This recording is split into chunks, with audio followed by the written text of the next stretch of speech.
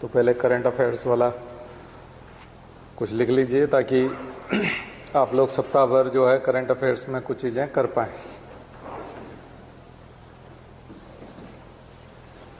भारत के संदर्भ में अगर आप नेशनल लेवल पर कुछ चीज़ें अगर देखेंगे तो आपको करंट अफेयर्स की वो सारी चीज़ें मिलेंगी जो एक तरह से चिंता व्यक्त की गई है न्यूज़पेपर में। जो एक्सपर्ट होते हैं, विद्वान लोग होते हैं, वो न्यूज़पेपर में समय समय पर अपने आर्टिकल के माध्यम से चिंता व्यक्त करते रहते हैं कि अभी ये होना चाहिए, ये होना चाहिए। जो हुआ है वो कितना अच्छा हुआ है, उसमें क्या होना था, अगर कोई पॉलिसी बनी है, अगर कुछ हुआ है तो वो अगर अच्छा है तो भी लिखते हैं और उसमें थोड़ी खराबी है तो भी लिखते हैं, और अगर थोड़ा खराब हुआ है तो वो कैसे अच्छा बनेगा उसका सुझाव भी देते हैं।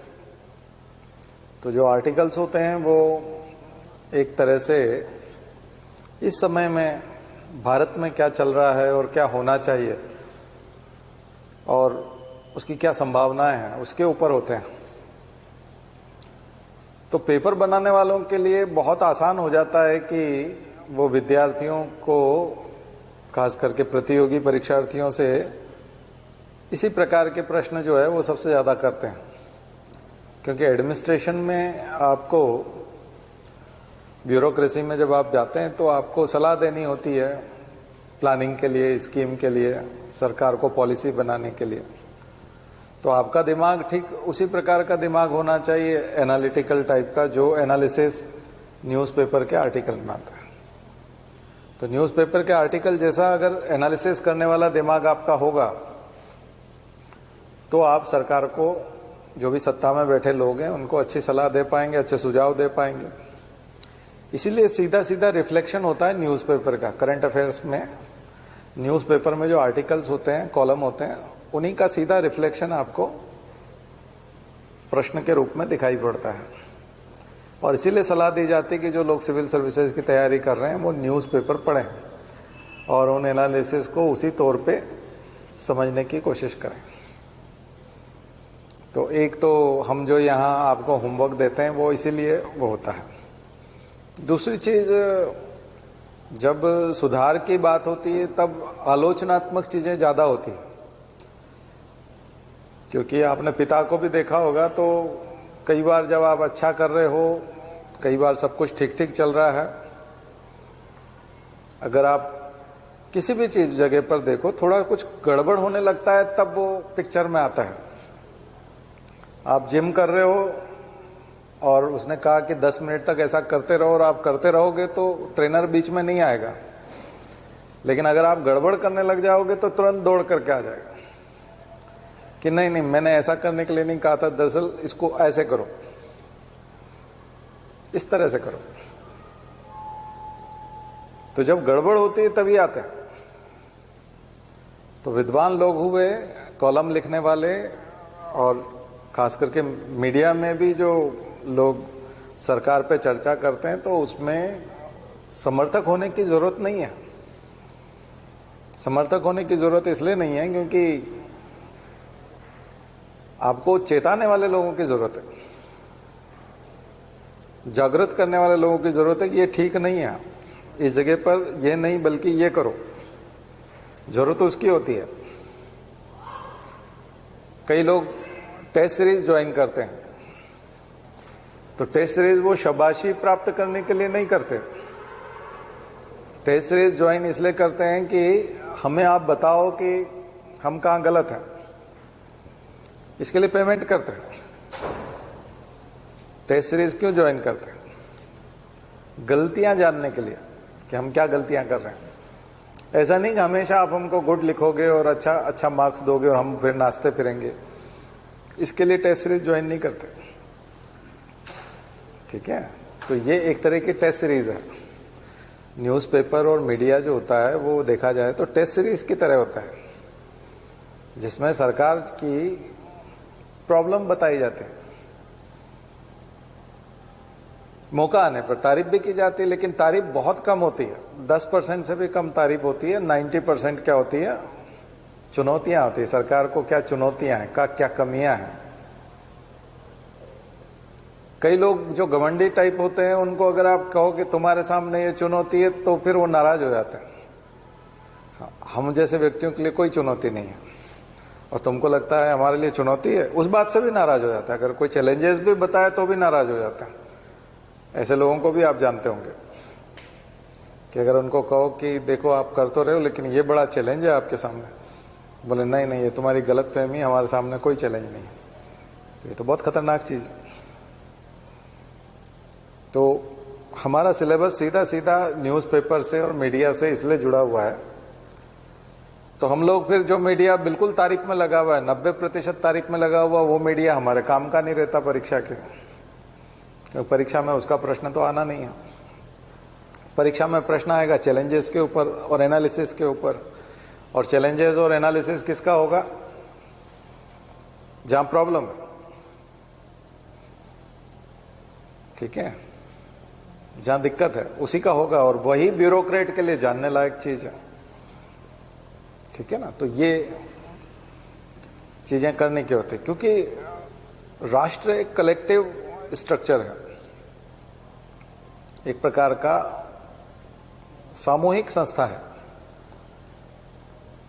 कोई ये नहीं कह सकता है कि अगर इसको करना है तो ऐसा करे। अगर जैसे कोई दुकान लेके बैठा है और अगर गलत डिसीजन लेता है तो उसकी दुकान बर्बाद हो जाएगी, वो उसको भुगतेगा, उसका नुकसान उसको होगा, पड़ोसी को नहीं होगा। तो उसके निर्णय में और राष्ट्र के लिए लिए जाने वाले निर्णयों में अंतर होता है। राष्ट्र के लिए जब आप निर्णय लेते तो वो किसी दुकान के लिए निर्णय लेने या फैक्ट्री के लिए निर्णय लेने जैसा नहीं है। उसमें हर व्यक्ति की भागीदारी है और हर व्यक्ति को, चाहे वो सहमत है या नहीं, उसको उसका नुकसान होगा तो उसको भी झेलना होगा, और फायदा मिलेगा तो उसको भी मिलेगा। चाहे वो सहमत नहीं था, फायदा भी मिलेगा उसको समय आने पर। अगर राष्ट्र को फायदा हो रहा है तो उसको भी होगा, राष्ट्र को नुकसान हो रहा है तो उसको भी होगा। इसलिए राष्ट्र में जितने भी लोग हैं वो सब लोग अपनी राय देते हैं कि हम जो कदम उठाने जा रहे हैं उसमें हम कहां पहुंचेंगे, हमको कितना नुकसान होगा। और ये उनका अधिकार भी है और उनका कर्तव्य भी है, दोनों चीजें। राष्ट्र में रहने वाले प्रत्येक जागरूक व्यक्ति को अपना मत व्यक्त करना चाहिए, और ये उसका कर्तव्य भी है, क्योंकि उसे पता है कि राष्ट्र गलत दिशा में जा रहा है या राष्ट्र के लिए गलत निर्णय लिए जा रहे हैं और वो चुप है तो वो अपराधी होगा। तो ये उसका कर्तव्य भी बनता है। और दूसरा, चूंकि वो राष्ट्र का एक अंग है और वो एक नागरिक है, और नागरिक के नाते उसका अधिकार भी है, खुद की रक्षा करने का भी अधिकार है और राष्ट्र की रक्षा करने का भी अधिकार है, तो उसका अधिकार भी है। तो दोनों चीजें, तो चीजें समझ में आ गई। थोड़ा सा एक कंफ्यूजन बना रहता ना कि अखबार ऐसा लिख रहे हैं, अखबार तो खिलाफ लिख रहे हैं। दरअसल अखबार सत्ता के खिलाफ ही लिखते हैं, कभी भी सत्ता के फेवर में नहीं लिखते। सत्ता के फेवर में लिखा ही नहीं जाता है, क्योंकि वो लिखने वाली बात ही नहीं होती। जैसे आपके पिता आपको जब आप गलती करते हो तभी डांटते हैं, तो अखबार में लिखना मतलब डांटने जैसा है, और आप गलती करोगे तभी डांटेंगे, तो गलत बात पे ही लिखा जाएगा। अच्छी बात पे लिखने का कोई तुक ही नहीं बनता, क्योंकि वो तो आप अच्छा कर ही रहे हो, उसमें कोई वो बात ही नहीं है। और चूंकि मैंने अभी बताया कि सामूहिक है, इसलिए कि किसी एक व्यक्ति से जुड़ा हुआ नहीं है, तो ऐसा नहीं है कि अगर आपने तारीफ नहीं लिखी तो उस व्यक्ति का मनोबल गिर जाएगा या उसका कॉन्फिडेंस लूज हो जाएगा। तो कम से कम उसका कॉन्फिडेंस बनाए रखने के लिए लिख देते। तो राष्ट्र तो एक व्यक्ति नहीं है ना, राष्ट्र तो एक सामूहिक प्रक्रिया है, उसका कॉन्फिडेंस कभी लूज नहीं होता। व्यक्ति का हो सकता है, राष्ट्र का नहीं होता, ठीक है। राष्ट्र का संचालन भी व्यक्ति के द्वारा संभव नहीं है, वो भी एक सामूहिक संचालन है। इसलिए वहां किसी के कॉन्फिडेंस बढ़ाने या कमजोर करने की दिशा बस ये है कि जो डिसीजन लिए जा रहे हैं उनमें क्या खामियां हैं ये बताना बहुत जरूरी है। डिसीजन लिए जाते समय में क्या खामियां हैं ये बताना बहुत जरूरी है। तो आज हम एक ऐसे ही डिसीजन को उदाहरण देकर कहते हैं कि जैसे कि हम लोग सनातनी विद्या या प्राचीन ज्ञान की तरफ जाने की बात सरकार करती है। वर्तमान सरकार प्राचीन ज्ञान में बहुत विश्वास करती है। सनातनी विद्या, प्राचीन ज्ञान, एंशिएंट नॉलेज। तो एंशिएंट नॉलेज जो है वो खराब था क्या? नहीं, खराब तो नहीं था,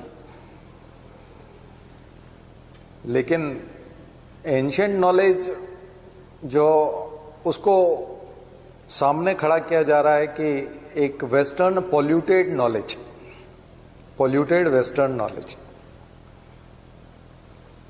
तो उसके सामने एक प्रतिद्वंदी के रूप में वर्तमान में जो शिक्षा व्यवस्था चल रही है उसको ये कहा जा रहा है सरकार के द्वारा कि ये एक पॉल्यूटेड वेस्टर्न नॉलेज है, प्रदूषित पश्चिमी ज्ञान। इसके अगेंस्ट हमको एक प्योर और सैक्रोसैंक्ट, बिल्कुल ही एकदम पवित्र टाइप का एंशिएंट नॉलेज लेके आना है, और इसके लिए हम प्रयासरत हैं। इसके लिए एजुकेशन पॉलिसी भी बनाएंगे और तमाम चीजें होंगी, और तमाम लोग उसी में लगे भी रहना चाहते हैं। तो ये जो कुछ यहाँ क्या प्रोग्राम है क्या? देखना देखें। हाँ, अच्छा, उधर। तो ये हॉल मतलब किराए के लिए दिया हुआ है क्या? अच्छा, ये तो आरएसएस का हॉल है। अच्छा अच्छा, सामने। हाँ चलो, उसका तो कुछ नहीं कर सकते, थोड़ा खिड़की बंद कर दो, वॉलंटियर जाओ, थोड़ा सा आप लोग कर दो जरा, जल्दी से खिड़की बंद करा दो।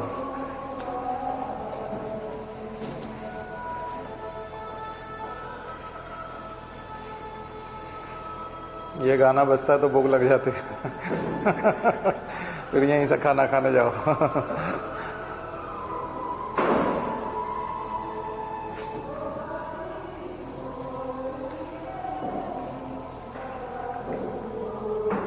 तो ये जो बात चल रही थी सनातनी विद्या और उसकी कि वेस्टर्न पॉल्यूटेड नॉलेज, तो जरा इसके ऊपर बहुत सारे लोग लिख रहे हैं अभी, ये सब चीजें हैं।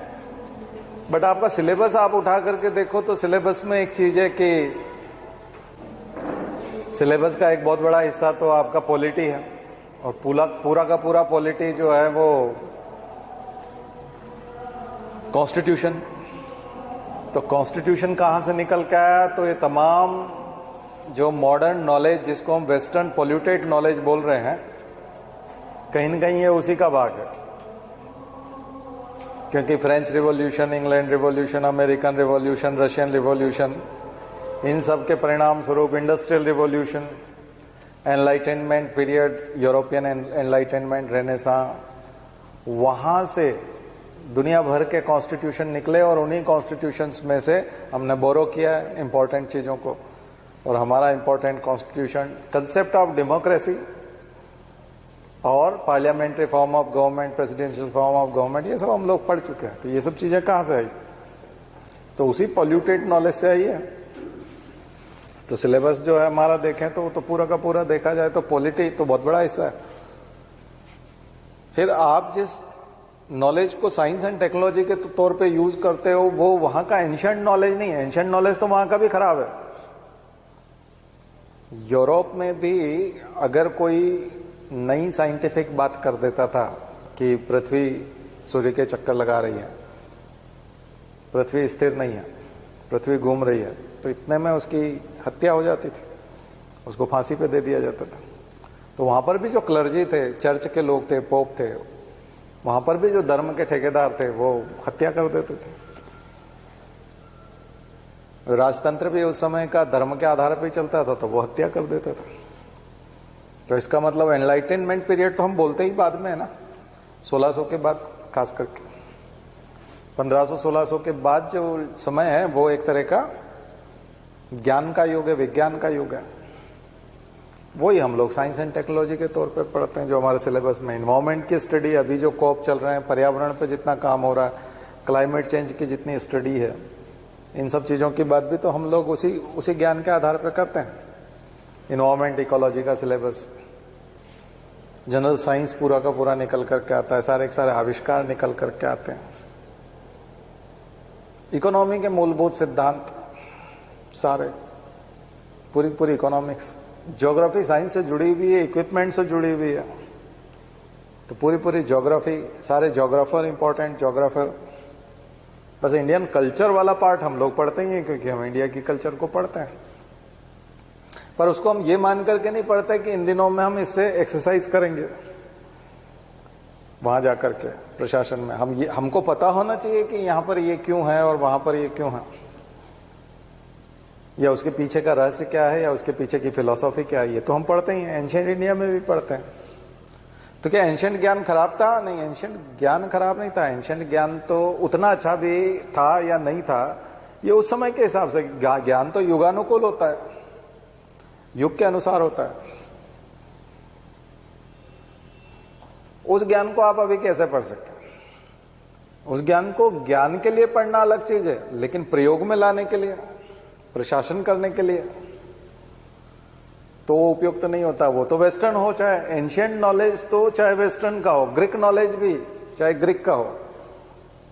प्लेटो और अरस्तु भी जब हम पढ़ते हैं, एरिस्टोटल ने 2 प्रकार से क्लासिफिकेशन किया एनिमल्स का, लाल खून वाले और दूसरे रंग के खून वाले, एनिमा और एनाइमा, 2 वर्गों में बांट दिया। तो वो तो क्लासिफिकेशन बिल्कुल गलत था, लेकिन हम ये पढ़ते ना कि नहीं उसने किया था ऐसा, हम ये पढ़ते हैं कि उसने ऐसा किया था, हम ये नहीं कहते कि वो सही है।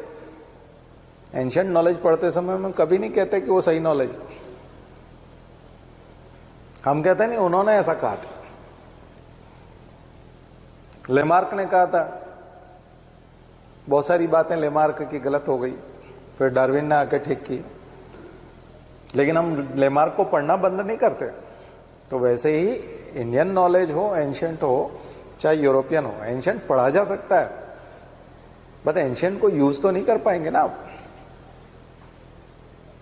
यूज नहीं कर पाएंगे। तो ये दिक्कत है, सबसे बड़ी दिक्कत है एंशिएंट नॉलेज के साथ में कि इंडियन एंशिएंट नॉलेज जो था वो एक तरह का संस्कृत यूनिवर्स था, Sanskrit universe of knowledge.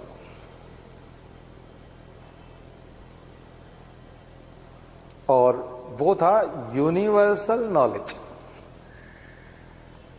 Western knowledge जो था वो यूरोप से जो आया था, वो कॉलोनाइजेशन के टाइम लेके आए थे, वो नॉलेज कैसा था? Universal knowledge. तो संस्कृत टाइप जो नॉलेज था वो क्या था? संस्कृत टाइप नॉलेज जो था वो मेमोरी पर बेस्ड था, स्मृति पे बेस्ड था, देशी भाषा में कहें तो रटने पे बेस्ड था। वो इस तरह का ओपन नहीं था, क्योंकि वो 16 में नहीं था, वो पहले था। हम बिफोर BC 1500 वैदिक पीरियड, उत्तर वैदिक काल, उसके बाद के गुरुकुल पर, इसलिए उसमें गुरुकुल ट्रेडिशन था, गुरु शिष्य परंपरा थी। क्योंकि एक आदमी ने 6 साल की उम्र से 25 साल की उम्र तक जो रटा है, उसको जो दिमाग में स्टोर हो गया, वो अब अपने आजीविका के लिए अगर शादी करता है तो पत्नी बच्चों के लिए एक गुरुकुल खोलेगा, और फिर विद्यार्थियों को 5 से 25 तक, 6 से 25 तक रटाएगा। 6 साल का विद्यार्थी आएगा, 25 साल तक उसको सेम चीजें रटाएगा। ये उसका ट्रेडिशन था। इसलिए गुरुकुलों की भी जरूरत थी और रटने की भी जरूरत थी, क्योंकि नॉलेज उसी फॉर्म में था, स्मृति आधारित नॉलेज था। और इसीलिए इतने लंबे समय तक वहां रहना भी बहुत जरूरी था। उसी के पास शिष्य को पकड़ा दिया जाता था। राम भी गए थे, कृष्ण भी गए थे, सब लोग गुरुकुल गए थे। बस उस सिस्टम में एक प्रॉब्लम यह थी कि जो रटा रहा है वो वर्ग विशेष का व्यक्ति होता था, ब्राह्मण। बात धीरे धीरे वो ब्राह्मण जो था वो वर्ग नहीं बल्कि जाति बन गया। तो वर्ग विशेष का व्यक्ति ही रटाएगा और वर्ग विशेष के व्यक्तियों को ही रटाएगा। किसको रटाएगा ये भी वही तय करेगा। तो फिर इतनी बेकार चीज थी तो चिंता की क्या जरूरत है। जिसको नहीं रटना है वो ना रटे। नहीं, काम की चीज तो थी, क्योंकि ज्ञान तो उस समय में वही था। युगानुकूल ज्ञान होता है। आप इजराइल में चले जाएं तो इजराइल में जो भी स्कूलों में पढ़ाया जा रहा है वही तो ज्ञान है। आपके हिसाब से वो बेकार हो सकता है। इजिप्ट में आपको लगता है कि ज्ञान उतना अच्छा नहीं है, हमको तो ठीक नहीं लगा। टर्की में हमको लगता है बिल्कुल भी ठीक नहीं है। टर्की ने रोमन लैंग्वेज, मुस्तफा कमाल पाशा ने तुर्की भाषा को रोमन लैंग्वेज में कन्वर्ट कर दिया। रोमन में रहेगा तुर्की, लेकिन ये इंग्लिश के रोमन में, जैसे हम हिंदी रोमन में लिखते हैं। तुम आ रहे हो क्या, TUM, तुम आ रहे हो क्या, A लिख देते हैं, RAHE और KYA, आ रहे हो क्या। तो क्या ये हिंदी है? नहीं, हिंदी तो नहीं है, बट रोमन में है, हिंदी लिखी हुई। पूरी टर्किश लैंग्वेज जो तुर्की है वो इसी टाइप की चीज है। और वो रिवॉल्यूशन हो गया, उनको वो लैंग्वेज सीखनी नहीं पड़ी, उनके मदरसे बंद हो गए। और वो जो अरबी जैसी लैंग्वेज थी और मुसलमान जो इस तरह से मदरसों में जाकर के ही सीख सकते थे, इसलिए टर्की एक मॉडर्न कंट्री हो गया। इस्तांबुल तो यूरोप का ही पार्ट है, मैंने आपको बताया था। क्योंकि मुस्तफा कमाल पाशा ने वो ट्रेडिशन इस्तेमाल कर लिया। तो आप कहोगे ये कौन सा तरीका हुआ, रोमन में लिख करके भी कोई शिक्षा प्राप्त की जा सकती है। तो अब आप जो हिंदी मीडियम करने जा रहे हो वो वैसा ही तो है। मेडिकल साइंस का हिंदी मीडियम करोगे तो वो लगभग रोमन जैसा ही होगा, क्योंकि इंग्लिश में ही लिखोगे ना। एनेस्थीसिया को तो इंग्लिश में ही लिखोगे, बल्कि हिंदी में लिखोगे। तो वो उसको रोमन में आप क्या करते हो, हिंदी को इंग्लिश में लिखते हो, वहां इंग्लिश को हिंदी में लिखोगे। तो लोकलाइजेशन तो हो गया ना।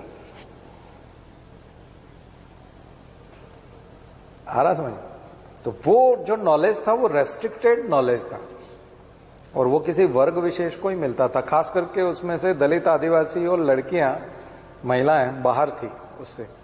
कहीं गुरुकुलों में लड़कियों को उतना रखना, जंगल में गुरुकुल होते थे, बस्ती के बाहर होते थे अधिकांश, तो कोई भी पसंद नहीं करता था। और बोर्डिंग था ना, एक तरह का बोर्डिंग भी था वो। दूर दूर से विद्यार्थी आते थे और वहां रहते थे, और वोकेशनल एजुकेशन ऑल्सो, सब कुछ था उसमें। तो वो जो नॉलेज था वो रेस्ट्रिक्टेड था, तो उसमें बहुत लोग बाहर। इसलिए आप देखोगे कोई ऋषि है तो उसकी जो लड़की है वो वहीं रहती है, क्योंकि वो ऋषि और उसकी पत्नी, गुरु और उसकी पत्नी वहीं रहती हैं, तो उसकी बच्ची भी वहीं रहती है। तो वो पढ़ लिख जाती थी लड़कों के साथ। उस समय के पुरुषों के साथ जितनी भी महान विद्वान महिलाएं हुई हैं वो सारी ऋषि कन्याएं थी, किसी न किसी ऋषि की लड़की थी। ऐसा नहीं कि लड़कियां पढ़ नहीं सकती थी, उनको अगर मौका मिला तो वो पढ़ ली। जिन जिनको मौका मिला उनने पढ़ लिया। लेकिन क्या राजकुमारियां वहां जाती थी? राजकुमार तो जाते थे, लेकिन राजकुमारियां जाती थी। राजाओं के बच्चों के लिए तो शिक्षा बहुत जरूरी थी, और यही गुरु लोग जो है वो सलाह देते थे, राजाओं के सलाहकार भी थे। तो वो जो सिस्टम था उसमें बहुत लोग वंचित रहे। उस सिस्टम से कॉन्स्टिट्यूशन नहीं निकल सकता, उस सिस्टम से साइंस एंड टेक्नोलॉजी का ये वाला स्वरूप नहीं आ सकता। तो वेस्टर्न नॉलेज के साथ जब 200 साल में कॉलोनाइजेशन हुआ तो अंग्रेजों ने जो पहला कलकत्ता हिंदू कॉलेज खोला, बैथून कॉलेज, ईश्वरचंद विद्यासागर ने महिलाओं के लिए बैथून कॉलेज खोला।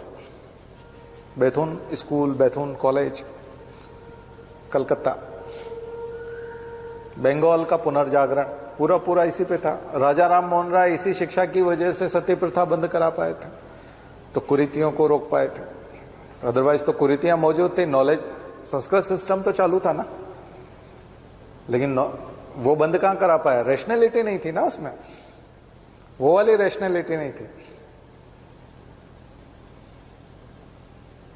तो मैं इस मुद्दे से आपको शुरू कर रहा हूं कि गवर्नमेंट की तो इच्छा हो रही है कि पुराना सिस्टम पूरा लागू कर दिया जाए। अब ये नहीं रहेगा कि वो रेस्ट्रिक्टेड होगा, अब रेस्ट्रिक्टेड तो नहीं होगा। बट आप मॉडर्न सिस्टम लेके आए तब जाकर के तो आप इतने अच्छे एम्स खोल रहे हो, आईआईएम खोल रहे हो, आईआईटी खोल रहे हो। ये किसकी वजह से खोल रहे हो? दुनिया भर में जो हमारे लोग जाकर के रोजगार कर रहे हैं, रेमिटेंसेस भेज रहे हैं, तो वो कौन से ज्ञान की वजह से भेज रहे हैं? दुनिया भर से जो हम लोग डॉलर इकट्ठा करते हैं वो किस वजह से होता है? एंशिएंट हमारे टेक्स्ट की वजह से या मॉडर्न इस नॉलेज की वजह से, जिसे पॉल्यूटेड कहा जा रहा है? कौन से नॉलेज की वजह से? और दुनिया के क्लाइमेट चेंज को हम कैसे रोकेंगे? अब एंशिएंट नॉलेज से। या हम लोगों का इलाज कैसे करेंगे? या इसरो या तमाम जो बड़ी एजेंसियां उनका संचालन किस नॉलेज से करेंगे? और आत्मनिर्भर भारत की संकल्पना और स्टार्टअप और मेक इन इंडिया और इन सबको भी सफल कैसे बनाएंगे? तो बहुत बहुत बड़ा चैलेंज है। तो ये सरकार के सामने चैलेंज है, ये समाज के सामने भी चैलेंज है, क्योंकि कल से अगर यूनिवर्सिटी एक के बाद एक बंद होती गई या फ्लॉप हो गई क्योंकि सिलेबस में आपने ये सब चीजें डाल दी, तो फिर यूनिवर्सिटी सस्टेन थोड़ी करेंगे, लोग भागेंगे, क्योंकि इनसे तो कुछ होना जाना नहीं, दुनिया में कंपटीशन नहीं लड़ा जा सकता। तो वो क्लोज सिस्टम था, रेस्ट्रिक्टेड सिस्टम था। और गुरु शिष्य परंपरा जैसी चीज आप यूरोप में देखते नहीं हो, क्योंकि वो ओपन सिस्टम था। वो छापाखाना आ गया, प्रिंटिंग प्रेस आ गया, तो मार्केट में बुक मिलती थी। इसलिए आप देखते हो कि एकलव्य को मना कर दिया द्रोणाचार्य ने कि हम तुमको नहीं रटा सकते, क्योंकि हम तो हायर किए हुए हैं पूरी तरह से। हमको जो जगह देते हैं कोचिंग चलाने के लिए और हमको जो पूरा वेतन मिलता है, वो तो जिन लोगों की वजह से मिलता है वो कतई पसंद नहीं करेंगे कि तुम जैसे लोग इनके साथ बैठ करके नॉलेज लो। इसलिए तुम जाओ यहां से, सेल्फ स्टडी करो, जो कुछ भी करना है करो। तो ये ऐसा वो क्यों कर पाए? क्योंकि वो रेस्ट्रिक्टेड था, क्योंकि रटना अपने आप में संभव नहीं था, रटाने वाला कोई होना चाहिए। मार्केट में अवेलेबल नहीं है, नहीं तो किताब खरीद लेंगे। कई लोग धन से भी नहीं खरीद सकते। ऐसा नहीं है कि एकलव्य दक्षिणा चुकाने में कंजूसी करता या फीस नहीं दे पाता गुरु की, इस वजह से उसको बाहर कर दिया। उसके पिता कबीले के सरदार थे, हो सकता है वो फीस भी दे देते हैं, बट फीस देते हुए भी वो उसको नहीं कर सकता था, क्योंकि ये उसका अधिकार है कि वो किसे रटाएगा। बल्कि मनुस्मृति तो कहती है कि अगर आपने गलती से सुन भी लिया तो कान में सीसा डाल दिया जाएगा। ये तो और खतरनाक था, क्योंकि मनुस्मृति तो आ गई थी वहां फर्स्ट ईस्वी में, पुष्यमित्र शुंग के समय। वो तो और खतरनाक था, गलती से सुन लिया तो बहुत दिक्कत थी। बट ये जो नॉलेज है, वेस्टर्न थॉट जो है, ये जब से आए तब से ये अपने साथ लेके आए रैशनैलिटी को, ये लेके आए मार्क्स की उस समझ को, कार्ल मार्क्स की, जिसने कहा था दुनिया के मजदूरों एक हो जाओ, मालिक तुम्हारा कुछ नहीं बिगाड़ सकते। मजदूरों की दुनिया होगी, मालिकों की नहीं, और ये तुम्हारे अधिकार है। इंडियन कॉन्स्टिट्यूशन का बेस ये सब है। इंडियन कॉन्स्टिट्यूशन में जो फंडामेंटल राइट्स है, तमाम प्रकार की चीजें हैं, डेमोक्रेसी का कंसेप्ट इसी से है। फ्रेंच रिवॉल्यूशन, रशियन रिवॉल्यूशन, और इनकी वजह से जो चीजें चेंज होकर के आई, वो फिर इंडियन जनमानस ने पढ़ना शुरू की, तो 200 साल में हम यहां तक पहुंचे कि आज हम दुनिया में आंख से आंख मिला के बात कर सकते हैं। इंग्लैंड से ज्यादा अंग्रेजी बोलने वाले लोग भारत में, इसलिए तो हमारा आदमी वहां प्रधानमंत्री है। इंग्लैंड से भी ज्यादा अंग्रेजी यहां बोलते हैं इंडिया में। इंग्लैंड की तो जनसंख्या ही बहुत कम है, हमारा तो पूरा साउथ इंडिया इंग्लिश बोलता है। तो ये है इंडिया की ताकत। तो दरअसल जिस पॉल्यूटेड नॉलेज को दिखाया जा रहा है या कहा जा रहा है कि इसको बंद करो और उसको लेके आओ, तो ये तो फिर आप एंटी नॉलेज नेशन बना दोगे, ज्ञान विरोधी राष्ट्र हो जाएगा। जहां ज्ञान वाइस चांसलर हो, बोर्ड के अध्यक्ष हो, कोई भी हो, जब भी ऐसी कोई बात होती है तो तमाम लोग वहां चुपचाप बैठे रहते हैं और उन बातों को ध्यान से सुनते हैं और कहते हैं नहीं बिल्कुल आप सही कह रहे हैं, हम तो बिल्कुल लागू करने ही वाले हैं, अब लागू कर देंगे। तो वो तो फिर आप स्टोर बेस्ड नॉलेज है वो, यानी कि रटने संबंधी नॉलेज, और उसका आज के समय में उतना ज्यादा यूज भी नहीं है। उसको बच्चे पढ़ के भी क्या करेंगे, वो स्तुति योग्य तो है बट काम में आना चाहिए ना।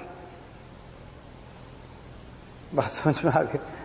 तो बिल्कुल थोड़ा सा कड़वा है बहुत, लेकिन मैंने आपको बताया कि सच्चाई ये है। तो यहां विरोध होना चाहिए, नहीं तो हम सब, मैंने कहा ना, कलेक्टिव तौर पे हम सब नुकसान के प्राप्त होंगे आने वाले समय, हम सबको नुकसान होगा। कल से यूनिवर्सिटीज बंद होती हैं, कल से अगर लोग एक्सक्लूड किए जाते हैं या कुछ लोग जो है वो ज्ञान के अभाव में दुनिया भर में कंपटीशन नहीं कर पाएंगे या दुनिया भर में नहीं जा पाएंगे, तो फिर दिक्कत हो जाएगी। क्योंकि दुनिया जो है अब वो इस आधार पे नहीं चलने वाली है। दुनिया चलेगी नॉलेज के बेस पे, साइंस के बेस पे, टेक्नोलॉजी के बेस पे, और वो लेटेस्ट होना चाहिए। थोड़ी सी पुरानी भी नहीं चलेगी। थोड़े दिन बाद आपको 4G भी बेकार लगने लगेगा जब 5G आ जाएगा। तो अब दुनिया की दौड़ जो है वो दूसरी तरफ है।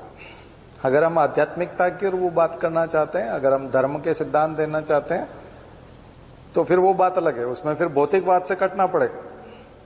मैंने आपको पहले भी बताया था, मटेरियलिज्म से दूर जाना पड़ता है। फिर आप वस्तुओं के पीछे, गैजेट्स के पीछे नहीं भाग सकते। फिर आप कुटी बना के रहो या अपने मकान में रहो और फिर बड़े आध्यात्मिक बन के रहो। ठीक है, वो सिस्टम बिल्कुल अलग था, ये सिस्टम बिल्कुल अलग है। और हम नए सिस्टम में एडॉप्ट हो चुके हैं पिछले 200 साल से। अब इससे निकल करके वहां जाना चाहते हैं तो ट्रांजिशन फेज में बहुत दिक्कत आने वाली है। पूरी तरह से चले जाएंगे तो हो सकता है सब सात्विक हो जाएं, सब आध्यात्मिक हो जाएं और हम सारे गैजेट्स छोड़ दें, टेक्नोलॉजी को छोड़ दें। और अब हम बहुत बड़ी जनसंख्या लेके बैठे हुए, बहुत बड़ी डाइवर्सिटी लेके बैठे हैं। सारे लोगों से सहमति ले लो, सब लोग उस स्थिति में जाने को तैयार हैं क्या? दुनिया की भौतिक वस्तुओं को छोड़ने को तैयार हैं क्या? सात्विक बनने को तैयार हैं क्या? क्राइम से निपटने के लिए भी लेबोरेटरी लगेगी ना क्रिमिनोलॉजी में, फॉरेंसिक साइंस। अभी जो लड़के ने 35 टुकड़े किए लड़की के, तो टुकड़े जोड़ने के लिए डीएनए फिंगरप्रिंटिंग आ गया ना। तो अब ये लगेगा ना। प्राचीन में क्या करोगे? प्राचीन में तो आप कहोगे नहीं वो हत्या ही नहीं करता, क्योंकि हम उसको दिमाग को मंत्र पढ़ के ठीक कर देते। ये तो फिर चीजें जो है वो ठीक है, तो वो पहले पूरी सहमति लेनी होगी पूरे राष्ट्र, क्योंकि ये सामूहिक चीज है। और राष्ट्र अगर इस ओर चलने को तैयार है तो फिर चलो। अब कुछ लोग अगर मना भी कर दें, नाव चलाने वाला और कुछ लोग तैयार हो जाएं, तो नाव में जो बैठे हैं कुछ लोग जो सहमत नहीं है, नाव से कूद तो सकते नहीं, नाव में तो बैठे ही रहना होगा। अगर वो किनारे पहुंच गए तो ठीक, नहीं अगर डूब गए तो वो भी डूबेंगे सबके साथ। सामूहिकता का यही तो होता है कि उसमें एक की नहीं चलती, किसी एक का निर्णय काम नहीं करता।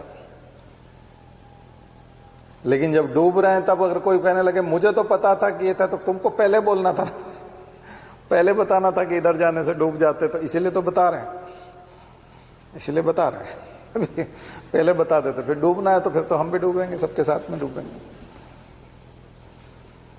ठीक है, जिसको जहां जाना है ले जाओ नाव को, लेकिन एक बार बता तो दिया जाए कि जा उधर रहे जहां गड़बड़ है। ठीक है, तो आपका काम भी यही है। तो जब भी कभी ऐसा लिखना है तो रैशनैलिटी की तरफ जाइए, साइंटिफिक टेम्परामेंट की तरफ जाइए। आर्टिकल पढ़ लीजिएगा, जी.एन. डेवी का आर्टिकल है शायद हिंदुस्तान टाइम्स में, वही मैं पढ़ रहा था, मेरा नहीं है, जी.एन. डेवी।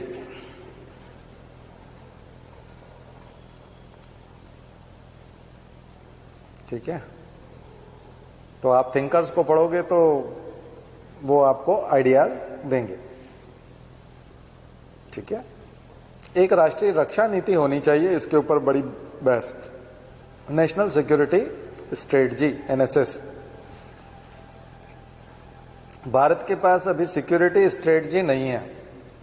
भारत की कोई रक्षा नीति, शिक्षा नीति तो आ गई लेकिन भारत की रक्षा नीति नहीं आई। भारत की एक रक्षा नीति होनी चाहिए और भारत की रक्षा नीति एनएसए बनाएंगे, सिक्योरिटी एडवाइजर जो डोभाल हैं अभी, वो उनका काम, लेकिन उन्होंने इधर उधर टाल दिया दूसरों के ऊपर।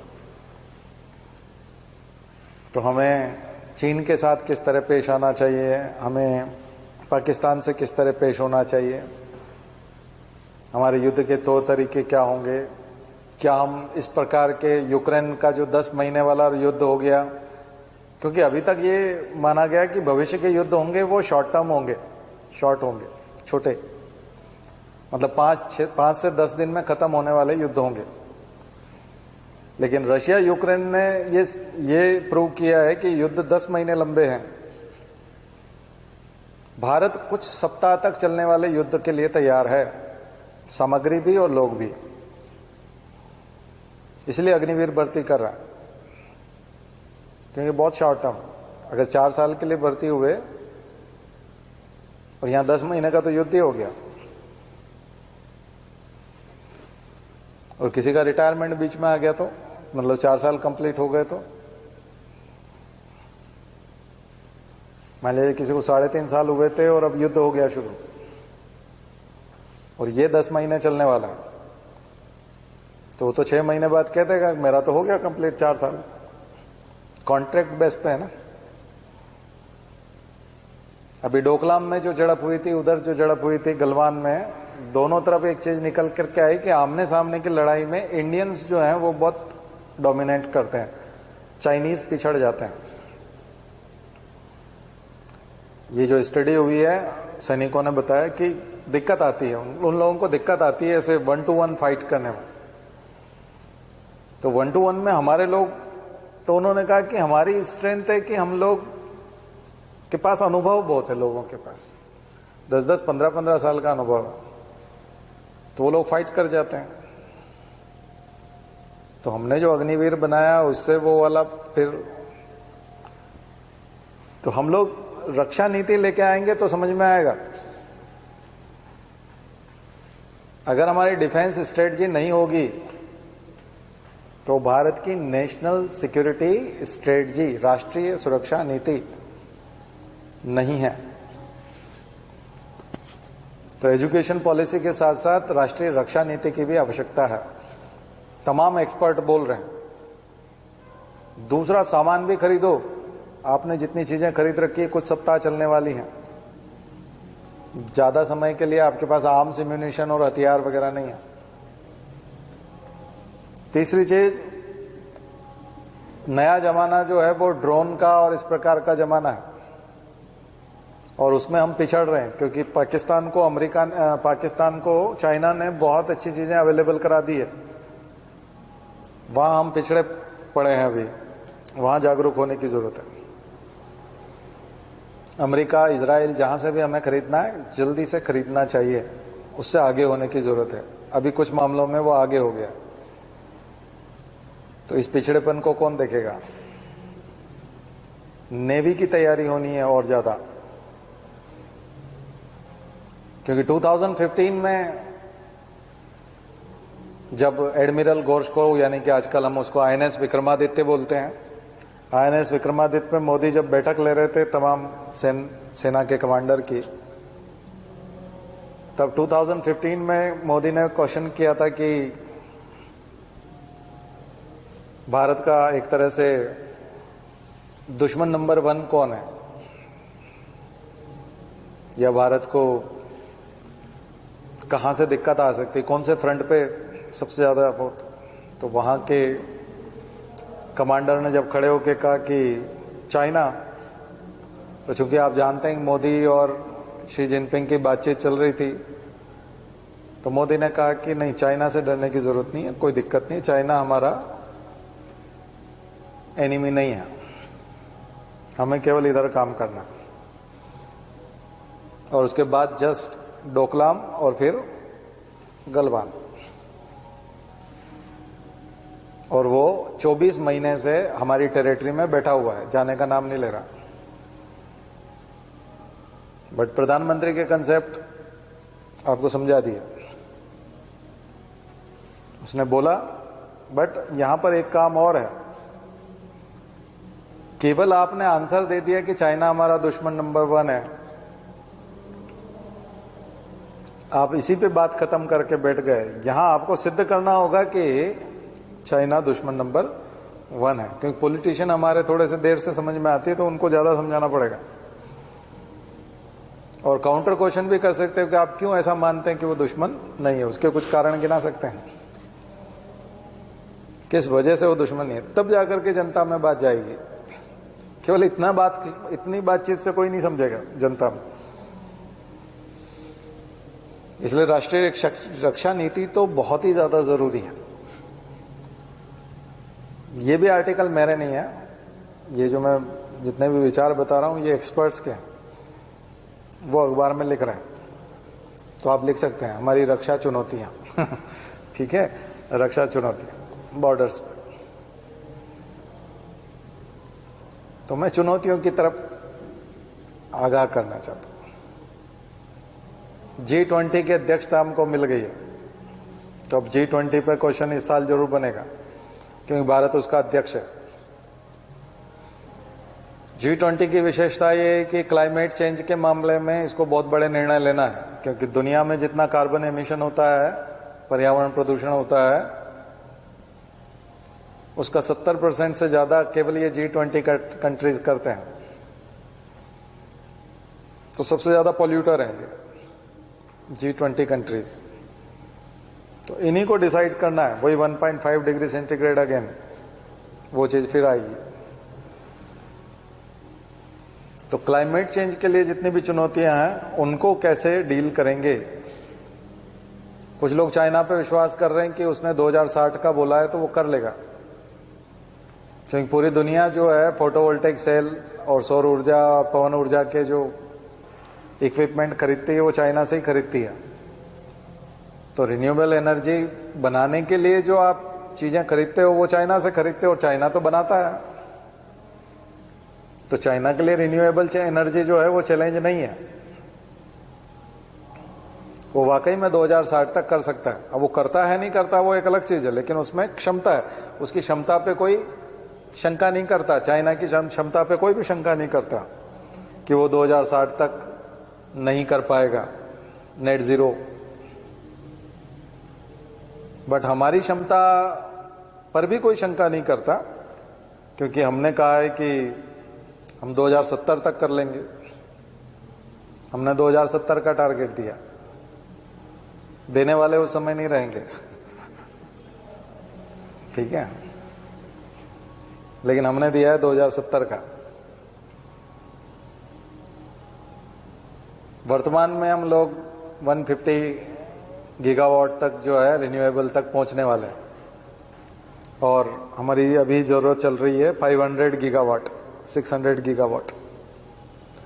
2030 में हम लोग 1000 गीगावाट की जरूरत होगी भारत को,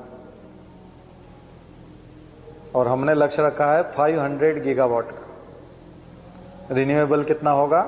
500। ग्रीन एनर्जी 500 गीगावाट होगा, यानी 50% तो हम लोग हासिल कर लेंगे 2030 तक।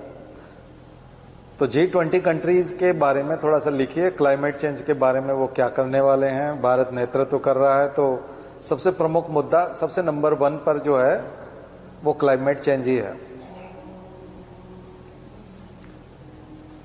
ठीक है,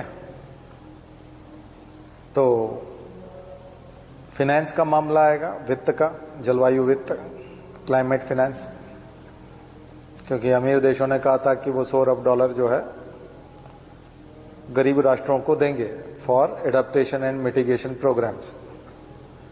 तो उसका क्या हुआ, ये सब चीजें आएंगी। कुछ लोग 2 डिग्री सेल्सियस की बात कर रहे हैं, कुछ लोग 1.5, पिछली कक्षा में भी मैंने कहा था, तो आप थोड़ा सा उसको देख लीजिएगा। ये सारी चिंताएं हैं, अभी शंकाएं हैं जो न्यूज़पेपर में, इधर उधर मीडिया में चारों तरफ सरकार से पूछी जा रही कि आप क्या करने वाले हो, क्योंकि ये बहुत बड़ा मुद्दा है। और अब तो अध्यक्षता हमारे पास है, तो जिम्मेदारी भी बनती है। और मोदी ने अभी बोला भी इंडोनेशिया में। G20 की बैठक में बोला भी कि इस पे काम हो रहा है, और सबसे बड़ी चीज है कि उन्होंने चिंताएं जो व्यक्त की, उन्होंने भी जो चिंताएं व्यक्त की, फूड क्राइसिस, दुनिया की बहुत बड़ी चिंता, भारत की भी बड़ी चिंता, क्योंकि हम लोग कृषि प्रधान देश हैं और हमारे यहाँ उत्पादन अच्छा होता है, बम्पर उत्पादन होता है, मानसून की कृपा भी रहती है, और लॉकडाउन में भी हमने बचाए रखा इसको, और हमारे पास बफर स्टॉक भी अच्छा होता है। फूड कॉरपोरेशन ऑफ इंडिया भी अच्छा काम कर रहा है, किसान भी अच्छा काम कर रहे हैं, सरकार भी अच्छा काम कर रही है, तो कुल मिला के खाने पीने की समस्या भारत में उस तरह की नहीं है। लेकिन दुनिया के कई सारे देश जो है वो भारत की तरफ अपेक्षा की निगाह से भी देखते हैं कि अगर हम भूखे मर रहे होंगे तो भारत हमको देगा, और हमने दिया भी, अफगानिस्तान में पहुंचाया है, और बहुत सारे ऐसे देश जहां जहां संकट खड़ा होता है वहां हम भेजते हैं। कुछ देशों की इकोनॉमी जो है ऑयल पर, गैस पर, उस पर टिकी रहती है, तो वहां उत्पादन नहीं होता, अरब कंट्रीज वगैरह में, तो वहां हम लोग देते हैं, वहां निर्यात करते हैं। तो भारत ने काफी निर्यात किया, इसी वजह से यहाँ पे भी अभी इन्फ्लेशन आया। तो फूड क्राइसिस बहुत बड़ी बात है। ऊर्जा संकट, एनर्जी क्राइसिस, एनर्जी क्राइसिस और फूड क्राइसिस दोनों ही अभी कृत्रिम है। कृत्रिम इसलिए है क्योंकि ये पुतिन स्पॉन्सर्ड है, रशियन स्पॉन्सर्ड है। पुतिन की वजह से यूक्रेन में बहुत सारा कुछ होता है, लेकिन पुतिन की वजह से नहीं हो पा रहा है, और जो हो गया है उसको ट्रांसपोर्ट नहीं कर पा रहे, एक्सपोर्ट नहीं कर पा रहे। तो दुनिया के बहुत सारे देश उन पर डिपेंड करते हैं, उनको दिक्कत आ रही है। पुतिन का कहना है कि ये जो चीजें हैं ये हम वास्तव में, ये चीजें एक्सपोर्ट जो हो रही हैं अमीर देशों को हो रही है, गरीब देशों को नहीं हो रही, कंज्यूमर कंट्रीज को नहीं हो रही। लेकिन जो तमाम मैगजीन और न्यूज़पेपर और एक्सपर्ट्स हैं वो ये कहते हैं कि देखिए ऐसा है कि चाहे वो अमीर देशों में एक्सपोर्ट हो रहा है, लेकिन जा तो वर्ल्ड मार्केट में रहा है ना, तो प्राइस तो कम होंगे। प्राइस तो तभी कम होंगे जब वर्ल्ड मार्केट में ये चीजें होंगी। वर्ल्ड मार्केट में अगर डेफिशिएंसी होगी, कमी होगी, तो प्राइस बढ़ जाएंगे। तो गरीब देशों को ही तो फायदा होगा उसका, प्राइस कम होंगे तो गरीब देशों को फायदा होगा। कोई अपने घर तो ले जा नहीं रहा, वर्ल्ड मार्केट में लेके जा रहा है। तो वर्ल्ड मार्केट में जो भी चीजें जा रही, तो ये एक अलग कंसेप्ट है, तो इसको थोड़ा सा समझ के रखिएगा। ऊर्जा संकट, खाद्य संकट, वहां भारत की भूमिका, रशिया यूक्रेन जैसे क्राइसिस की भूमिका। ऐसे में G20 क्या करेगा? तो भी G20 के सामने, मोदी के सामने सबसे बड़ा चैलेंज है, क्योंकि अब अध्यक्षता भारत करेगा, तो प्रधानमंत्री के सामने सबसे बड़ी, अभी वो प्रधानमंत्री नहीं, G20 अध्यक्ष के रूप में उनके सामने बड़ी चैलेंज रही। भारत को तो भूखे मरने से हम लोग बचा लेते हैं, क्योंकि भारत तो सेल्फ सफिशिएंट है, हम लोग आत्मनिर्भर हैं अनाज के मामले में। हरित क्रांति और लाल बहादुर शास्त्री जी का विजन, जय जवान जय किसान वाला, तो उसकी कृपा है।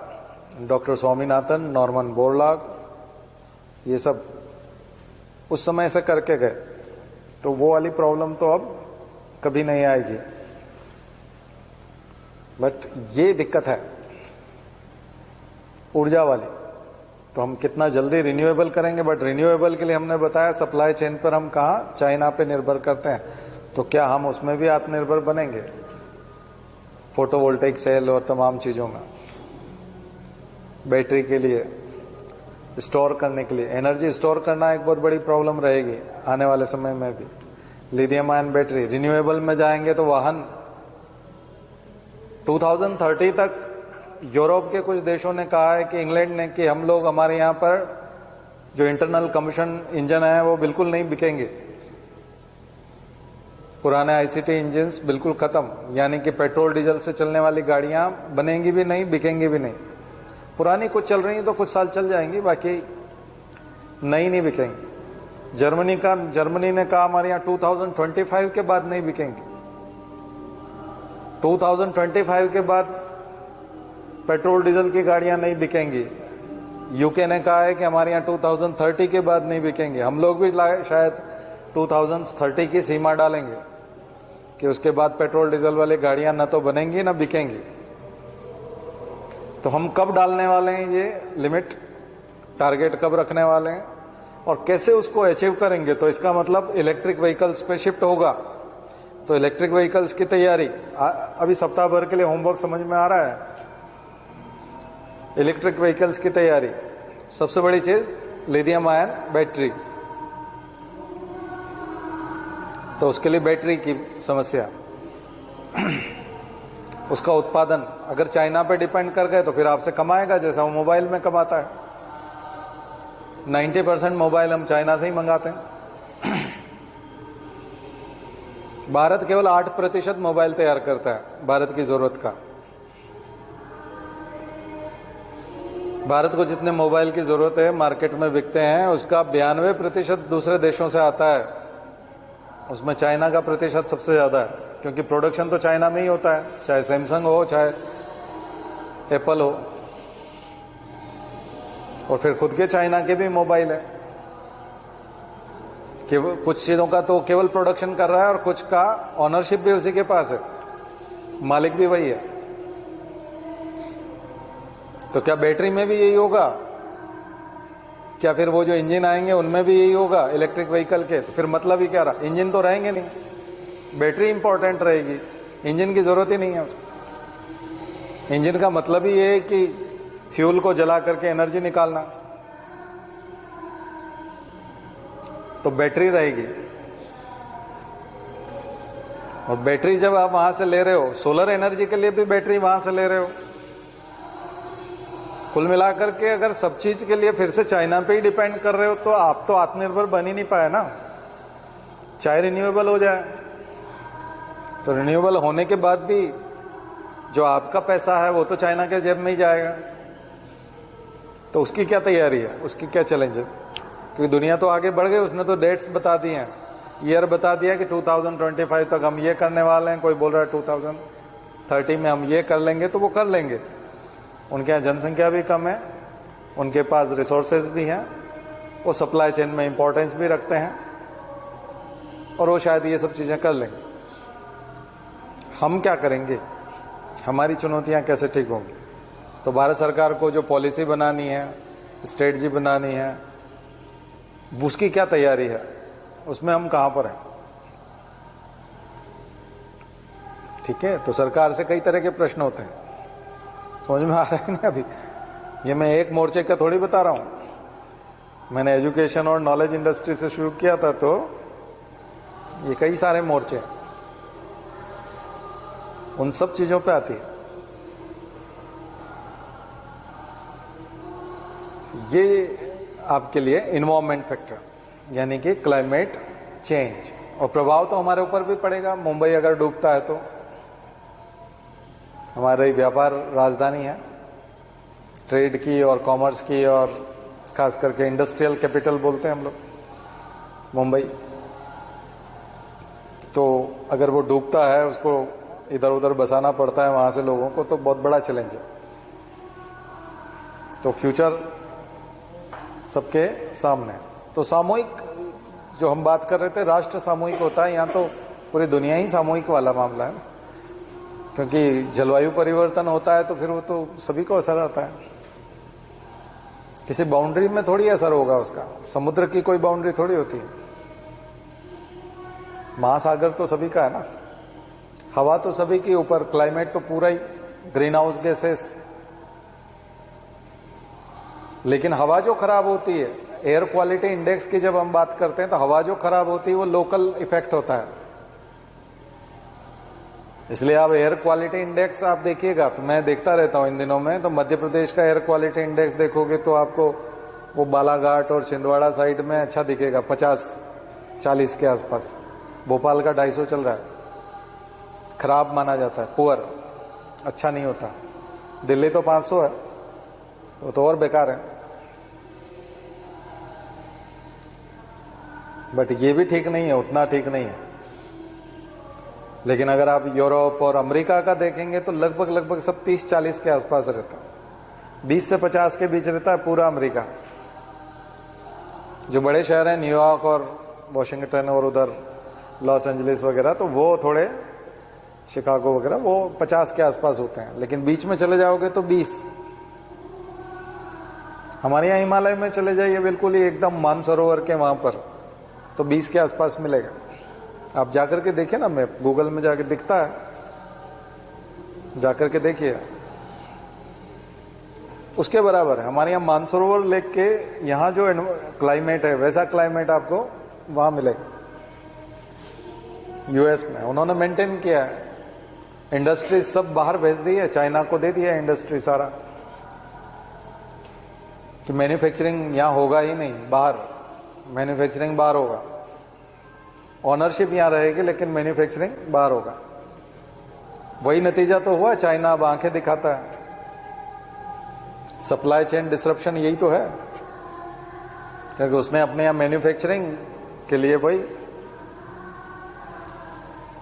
अपने यहां सस्ते लेबर अवेलेबल करा दिए, जगह अवेलेबल करा दी, हवा खराब करने की इजाजत दे दी, क्लियरेंस दे दिए, कोई अनुमति लेने की जरूरत नहीं है। भारत में तो कोई भी सुप्रीम कोर्ट में चला जाता है, एनजीटी में चला जाएगा कि इस कंपनी की वजह से ये हो जाएगा, वो हो जाएगा, या इनका मानवाधिकार का हनन हो रहा है, ह्यूमन राइट्स का, लेबर इतने घंटे काम नहीं करेंगे, 12 घंटे, ये केवल 8 घंटे काम करेंगे। चाइना ने कहा नहीं, हम लोग 12 घंटे काम करवाएंगे।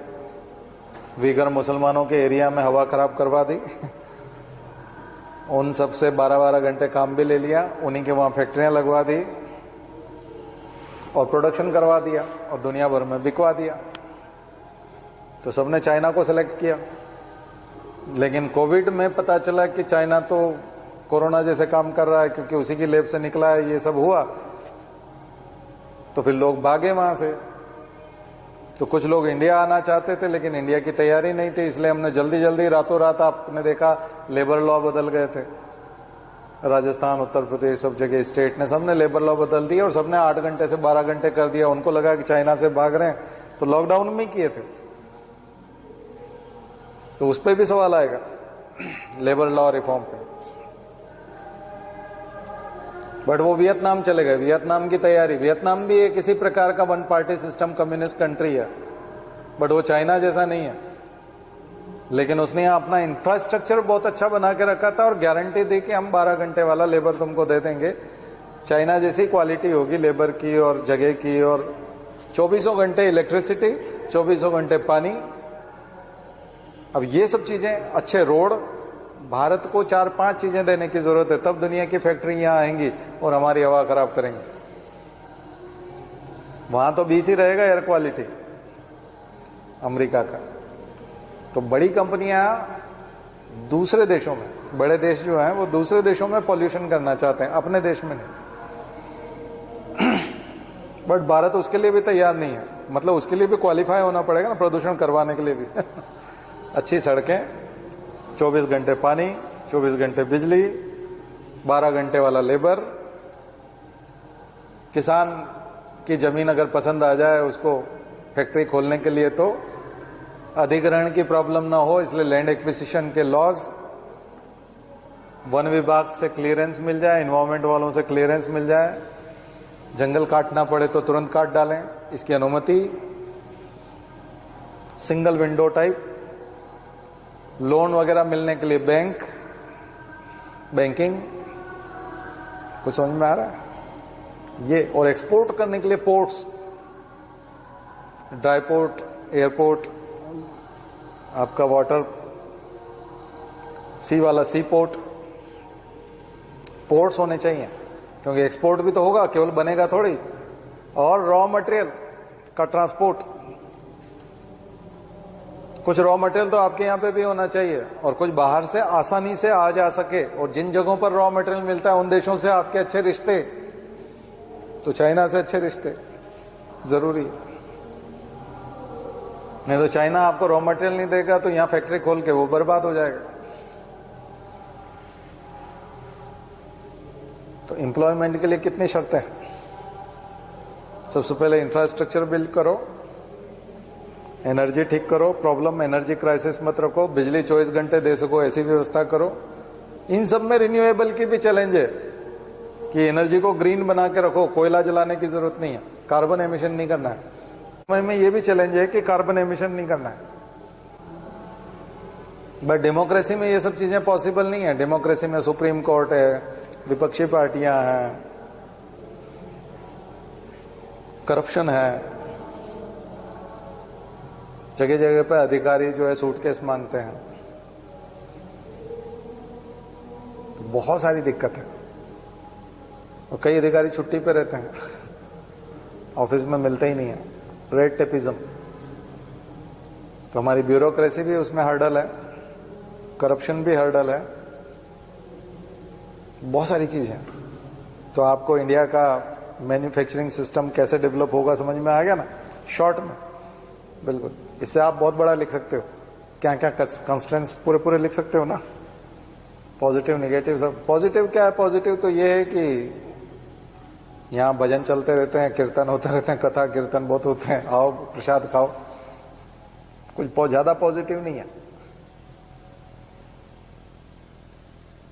और करप्शन चूंकि खून में है तो इंडिया के, तो वो थोड़ा सा अधिकारी करप्ट नहीं है, फिर वो जो लेबर है वो भी करप्ट है, ठीक है ना, उसका भी लफड़ा है। वैसे लोग नहीं मिलेंगे। और पुलिस वाला अगर पकड़ लेगा तो, चाइना में तो पकड़ लेगा तो अंदर कर देगा, हमारे यहां तो पार्षद का फोन चला जाता है। तो हमारे यहां पुलिस भी करप्ट है। तो इसका मतलब लॉ एंड ऑर्डर वाली सिचुएशन भी बेकार है। और इंटरनेट शटडाउन होता रहता है, उससे भी इमेज बहुत खराब होती है कि इस जिले में 2 दिन के लिए इंटरनेट बंद कर दिया लोकल प्रॉब्लम को डील करने के लिए। उससे इंडेक्स जो तमाम हमारे इंडिया के बनते हैं ना, उसमें यह भी एक कारण रहता है कि यहां फ्रीडम कितनी है। फ्रीडम होनी चाहिए, बट सेल्फ डिसिप्लिन बहुत ज्यादा होना चाहिए। भारत में सेल्फ डिसिप्लिन नहीं है और फ्रीडम ज्यादा है। नहीं तो फ्रीडम ले भी लेते हैं लोग, नहीं भी है तो भी ले लेते हैं, ये दिक्कत है।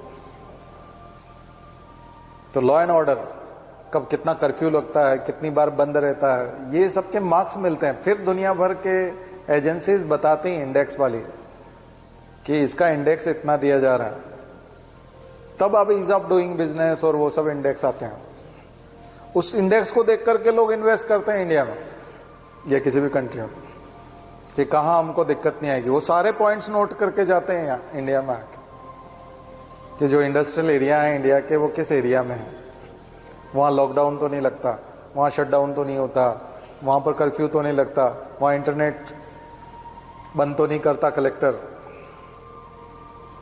वहां पर आए दिन मर्डर। न्यूज़पेपर से भी एक आइडिया आ जाता है कि यहां पर मर्डर कितने होते हैं, किस किस प्रकार की कॉन्स्पिरेसी होती है, कैसे कैसे षड्यंत्र होते हैं, लूट कितनी होती है। नहीं तो कई बार आता है व्यापारी का नोट से भरा बैग लूटा और अखबार वाले ने तो फर्स्ट में लिख दिया वहां इंडेक्स कम हो जाएगा।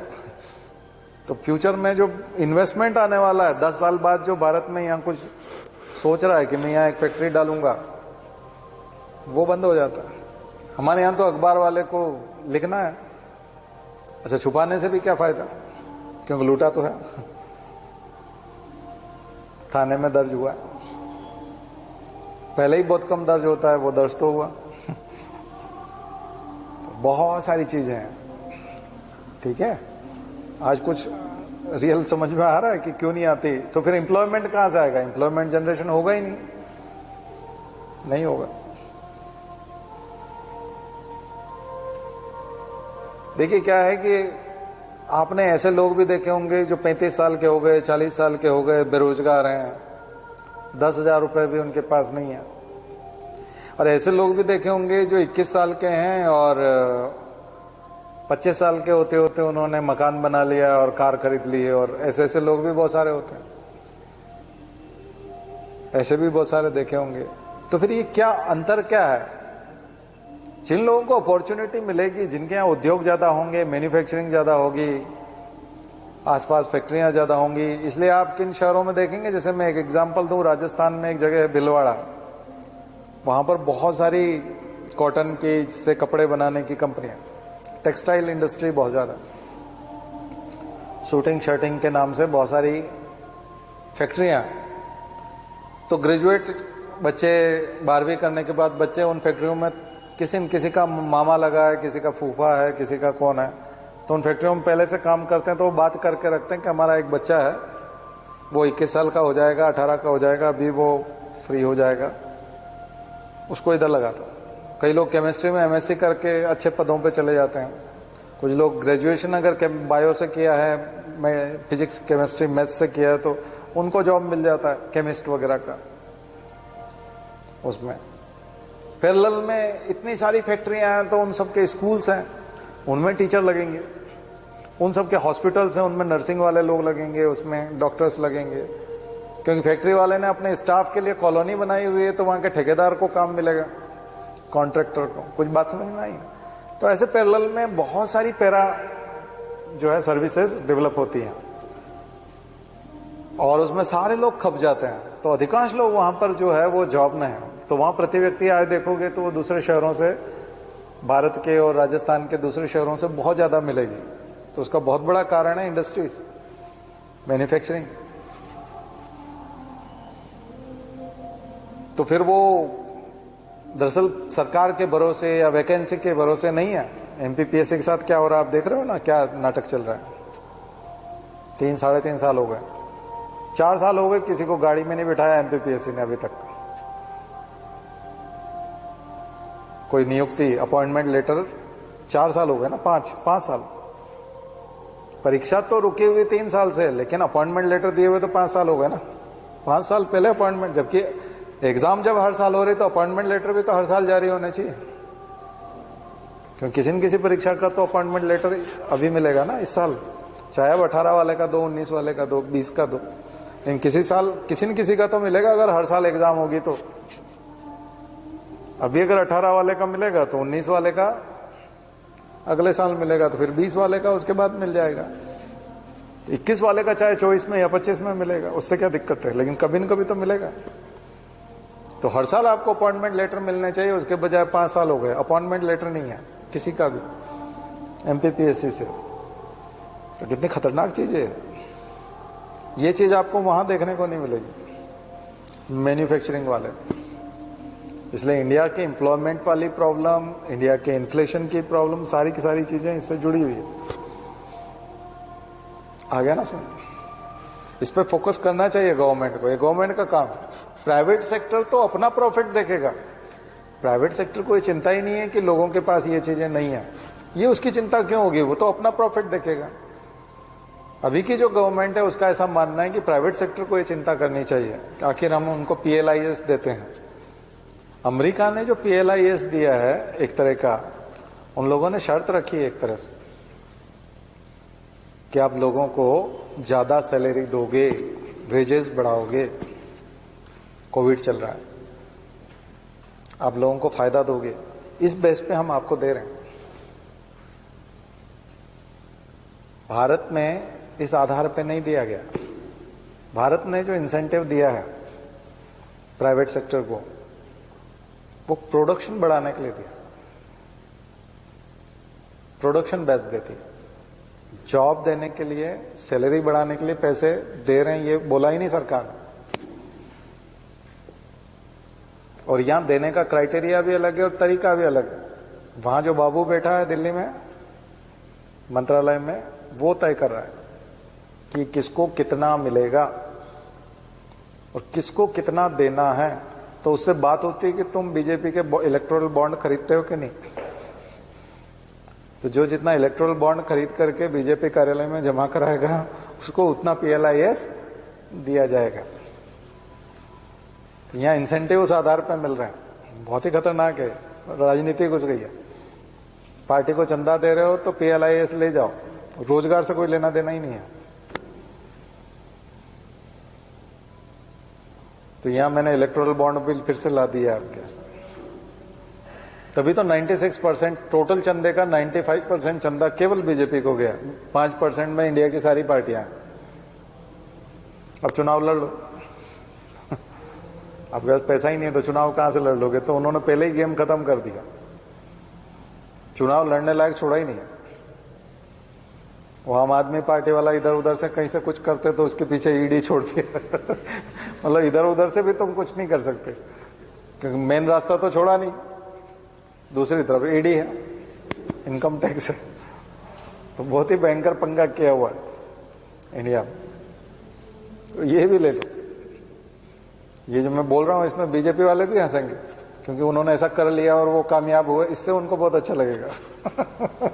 बीजेपी की विशेषता कोई मॉरल और एथिकल नहीं है। ऐसा नहीं है कि वो उनको इसके बाद शर्म से पानी पानी हो जाएंगे या वो कहेंगे कि ये आदमी ऐसा क्यों बोल रहा है, ऐसा नहीं। उनको लगेगा मतलब हाँ यही तो हम करते हैं, यही हमारी विशेषता है, मतलब तुम बता।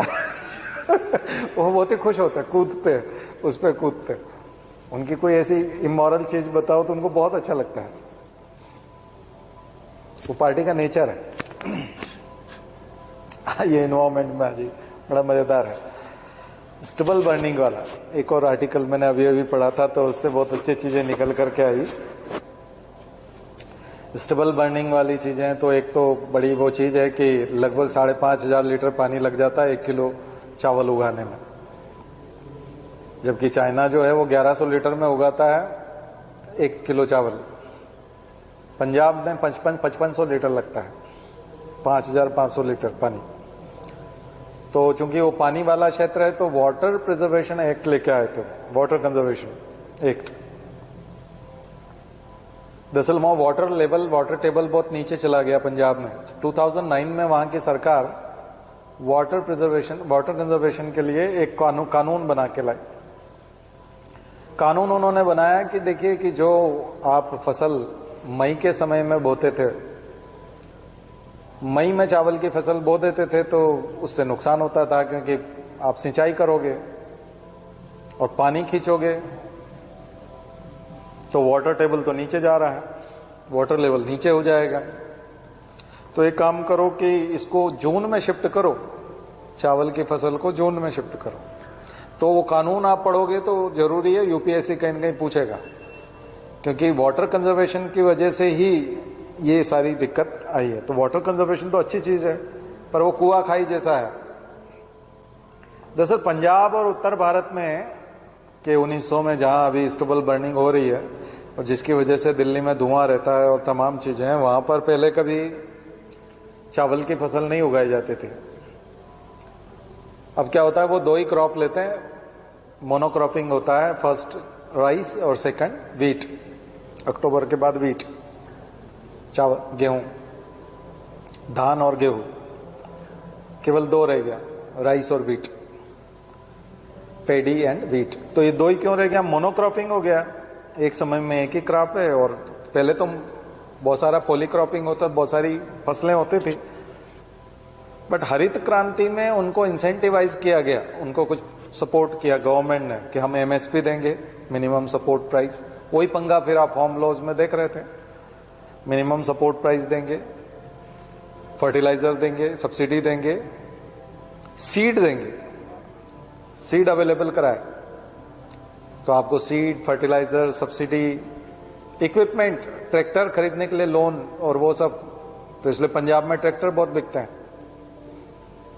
ये सारी चीजें आपको दी जाएंगी। तो लोगों ने उस फायदे को उठाने के लिए, क्योंकि फायदे इतने सारे दिए जा रहे थे, तो वो सब शिफ्ट कर गए किसके ऊपर? व्हीट और राइस के ऊपर, क्योंकि इन सब के ऊपर। तो वो उन फसलों को नहीं बोना देना चाहते जो एमएसपी के अंदर नहीं आती, क्योंकि उसमें उतना फायदा नहीं है। तो उन्होंने ये किया। अब वो क्या हो गया कि इतने साल तक तो चलता रहा। 2009 में सरकार को लगा कि वाटर लेवल बहुत नीचे ले गया है, तो एक काम करो, मई के बाद जून में सोइंग करो उसका, पेड़ी की फसल आप जून में बोना शुरू करो। उन्होंने कहा जून में मानसून आ जाएगा, मानसून की पूरी संभावना रहती जून से। तो मई से उन्होंने जून शिफ्ट कर दिया, तो वो उधर सितंबर से अक्टूबर शिफ्ट हो गया। वहां पर वो सितंबर से अक्टूबर शिफ्ट हो गया। अक्टूबर शिफ्ट होने से अब उनके पास व्हीट की फसल बोने के लिए 15 दिन से कम का समय है। तो ऐसे में वो पराली जलाने के सिवा उनके पास कोई तरीका ही नहीं। 15 डेज बहुत कम होते हैं। पहले 1.5 महीना मिल रहा था, तो 1.5 महीने में तो मजदूर लगा करके भी उस कचरे को हटा सकते थे। और जो पेडी स्टैक्स नीचे के हैं जो बचे हुए, उसी को हम पराली कहते हैं, स्टबल। तो पेडी स्टैक्स जो है रिमूव किए जा सकते थे ना, मैन्युअली भी। मजदूर लगा के भी करना कोई चाहे तो भी नहीं कर सकता, क्योंकि टाइम नहीं होता, उसको तुरंत जो है अगली फसल बोनी है वीट वाली, तो सभी लोग उसको आग लगाते हैं। ये उसका सबसे बड़ा रीजन है वाटर कंजर्वेशन एक्ट और उसके साइड इफेक्ट। मई से जून में शिफ्ट करना, वो फिर सितंबर का अक्टूबर में शिफ्ट हो जाना, और ये सब। तो ये मैंने एक थोड़ी सी भूमिका बना दी है। तो अब सरकार को क्या क्या करना चाहिए, क्या क्या मदद करनी चाहिए, किस प्रकार की करनी चाहिए। पीछे ले जाना तो निगेटिव कदम होगा, लेकिन तो सरकार को मुआवजा देना चाहिए। हैपेसीडर और तमाम प्रकार के जो उपकरण हैं, पराली को वहीं खत्म करेंगे, वो उसको मेन्योर में, उसमें फर्टिलाइजर में कन्वर्ट कर देगी, वो अवेलेबल कराना चाहिए।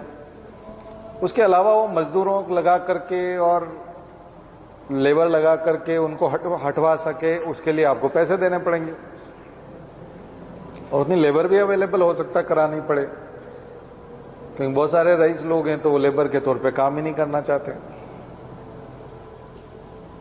तो ये थोड़ा सा एक बहुत लॉन्ग टर्म प्लानिंग करना पड़ेगा, मैनेजमेंट करना पड़ेगा, तब उत्तर भारत में आप धुएं से निजात दिला पाओगे, नहीं तो बहुत दिक्कत रहेगी।